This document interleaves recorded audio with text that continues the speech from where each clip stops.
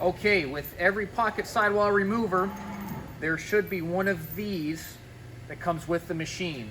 It is a tire lifter bracket.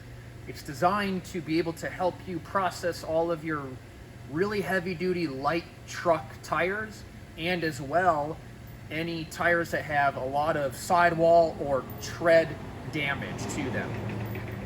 And to install the bracket, you're going to want to undo the bolts for these two bearings right here, and you're then going to take these bolts that come with the bracket, and you're going to use the supplied bolts with the bracket and bolt the bracket into the holes on the frame of the machine.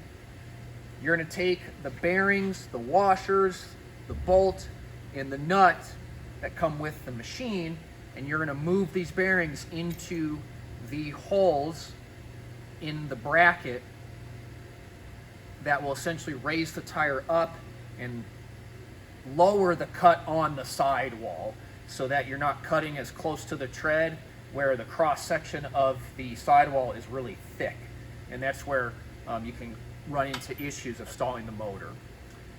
And that is essentially all this bracket does. A lot of our customers will process all of their LTs with the bracket installed, and then if they have low profile tires, they'll set those aside, they'll take the bracket off, and then they'll process all of their lower profile type tires.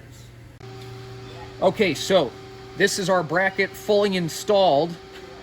We've got currently the bracket about halfway in between the slots. So the slot, you can move this bracket up or down vertically, and we've got it positioned right about in the middle of the slot.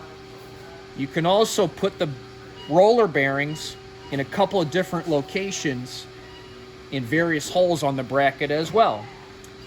We like to start up towards what I would refer to as the front of the bracket, where the tire initially starts rolling over, in the middle hole, and then we put the rear bearing in the second hole towards the front.